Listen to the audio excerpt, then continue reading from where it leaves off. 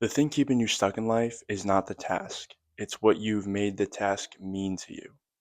And what do I mean by that? People, when they put things off and they kind of delay things, I feel like they label it as procrastination. I don't know if that's a convenient excuse. Sometimes they say they're lazy, things of this nature. But I think more often than not, when you think about what you're being lazy about, it can almost be more so highlighted as avoidance. And being lazy towards something and avoiding something is a pretty big distinction to make. Avoidance is more so a response to something specific, and if so, it has a cause, meaning the cause can be addressed. Laziness is when people tell themselves, I don't care enough about something. But avoidance is something about this feels unsafe or unnerving, and I want to stay away from it. So it's likely not that you're just putting something off for whatever reason. You're probably protecting yourself from something. And it's valuable to ask yourself what that might be. So laziness is, I guess, a personality flaw. Meanwhile, avoidance is something that can be addressed. You just need to get to the root cause of why you might be avoiding something. So, how do you recognize and resolve this? Look for things in your day to day life that you kind of almost think about with a bit of disdain. Things that you know you should do, but you kind of put them off, you try to do maybe simpler tasks, easier tasks, just to kind of give off the illusion to yourself that you're being productive. It could be something simple or small, like an email that's sitting in your drafts, a phone call that you've been waiting to make for 2 weeks, the conversations that you know you're avoiding that might be difficult to have. So to my point, it almost disguises itself as laziness or procrastination, but there's really an underlying factor that's sort of deterring you from doing what you have to do. And so the challenge is when you do things like this and you avoid the things you should do, is that the longer you do avoid it, the bigger it becomes in your mind. It takes up more bandwidth. You feel it more as time goes on. What might be a small, simple task today, if you were to delay it, feels like you have to scale a mountain in a week or two from now.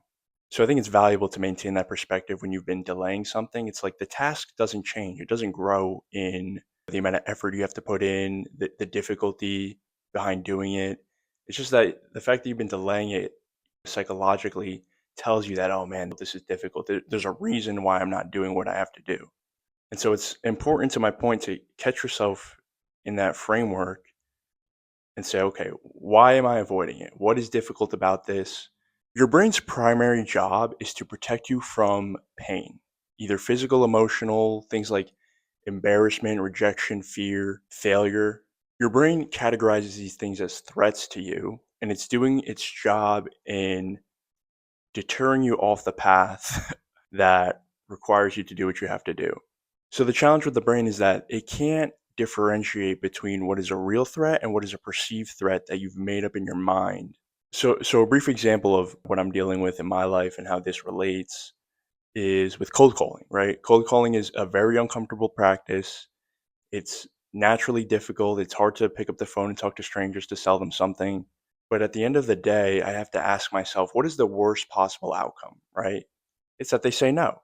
It's simply that they say no, they hang up. It was a 30-second interaction, and we both move on with our lives. And to my point, it feels uncomfortable. But the challenge is discomfort and danger have very similar feelings. So your brain tells you, okay, this is not safe. We cannot do this.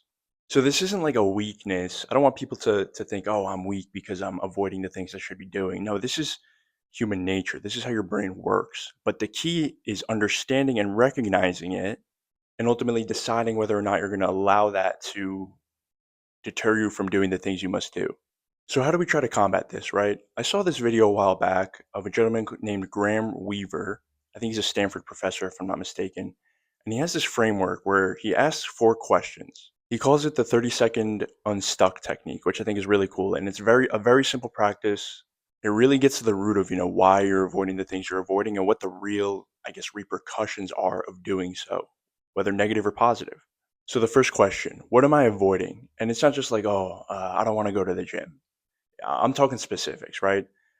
I know leg day's coming up. I don't like leg day. I hate doing goblet squats. Goblet squats are, and I know I'm going to feel sore the next day, and I'm not going to be able to walk, and all these things. Like, be very specific as to what you're avoiding. And I already kind of answered it, but the question two is, why am I avoiding it? And so when you name it in your mind, even verbally, right? If you verbalize it, it almost makes it smaller. It kind of tells you, okay, like, why was I so worried or nervous about doing what I had to do? So to my point about the gym, right? You now know exactly okay, I don't like leg day. I hate goblet squats. I know I'm going to be in a ton of pain after I do them. It's uncomfortable to do. It doesn't feel good.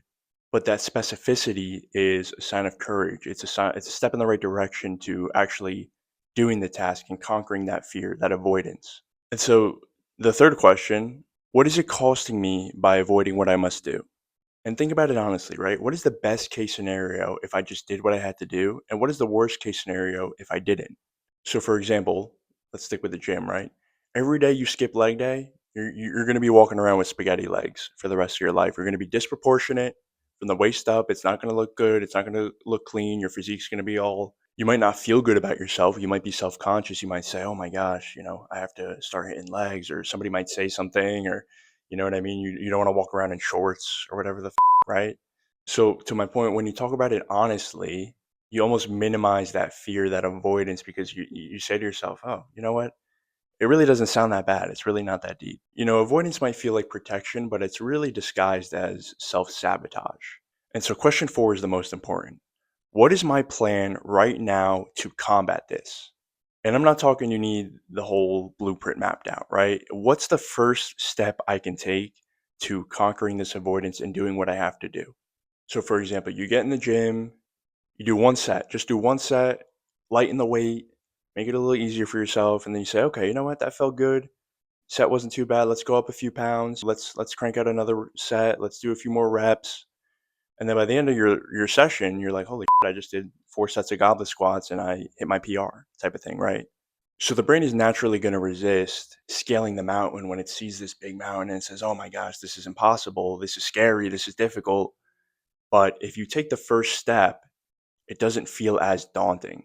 And so the biggest factor in doing this practice is speed. Speed is super important because the faster you answer and commit to the aforementioned questions, the less time you have to overthink everything. Think of it as, let's say, breaking a wall down, right? By answering these questions, you break the wall down, but if you wait long enough, the wall will build itself back up in your brain, right? It's almost like it's kind of a metaphor. So I guess a CTA for everybody would be to take these 4 questions, and I'll put them on the screen so you can remember them and see them. And it takes 30 seconds to a minute. Very simple. Think of a task in your mind that you know you've been avoiding, and ask yourself the 4 questions. And then think to yourself, was it really as deep as I've been making it? And what is the cost of not doing what I should be doing? And what does the alternative look like, right? Think about the positive. If I do it, how am I going to feel? What am I going to accomplish? How is it going to move me in the right direction to becoming the person I want to be? And I ultimately think that when you do that, you realize 2 things. One, this probably wasn't as difficult as I was making it out to be in my head. And two, it was so incredibly worth it to do it because I'm just progressing and becoming a better version of myself by facing that discomfort and conquering these mental blockades I'm putting in my mind. So I think there's a lot of value in doing that. Everybody has a version of something they're avoiding in their head, and you all know what it is. So I certainly prompt you to maybe try this practice if it's something you have challenges with conquering that avoidance, and kind of seeing how it might shift your perspective and shift your life.